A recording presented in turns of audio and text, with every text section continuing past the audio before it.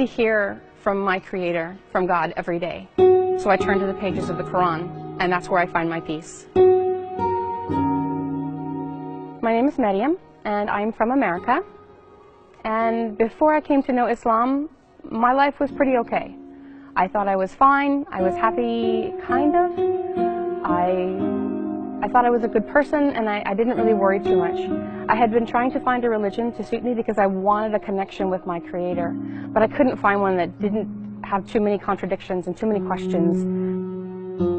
I actually came to Islam through an online video game. I had seen one girl in my university.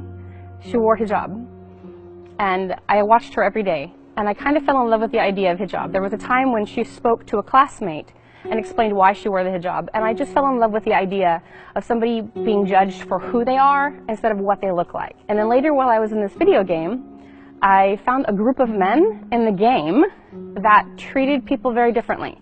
They had a lot of respect for people, and especially respect for women. And one of those men came to me one day and said, "You need to be a Muslim." I didn't even know how to respond to that. It had never been something I'd ever considered. And I told him that, and he said, "Then just read." So I downloaded a copy of the Quran in English and started reading, and I couldn't quit reading. And then I was downloading books about new Muslims and what they need to know. And I came upon the idea of the Shahada, and it explained what the Shahada means. And after I read that portion, it was just like a lightning bolt went off inside me. That was what I had been looking for my whole life. The idea that there is a God, but He's just the one God. I don't have to mix Him with other people. And I can communicate with Him directly. Allahu Akbar.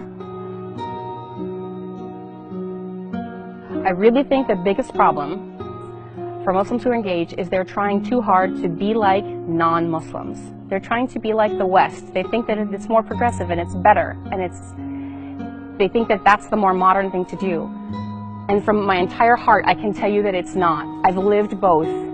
To do things the way Islam has set it up, the way Allah designed it for us, it's so much more beneficial for everybody involved. The biggest advice I would give to engaged couples: follow the Sunnah. Keep your relationship halal. Don't be alone. Stay away from zina in every form. And slow down. People are so concerned about how people look and what their physical relationship is like that they forget that they're building a life, not just a wedding and a marriage. They're building a life. So slow down. Look objectively at your soon-to-be husband or wife. Look at them and see how they engage the world. Are they praying like you do? Are they as excited about their deen as you are? Do they learn at the same speed that you do?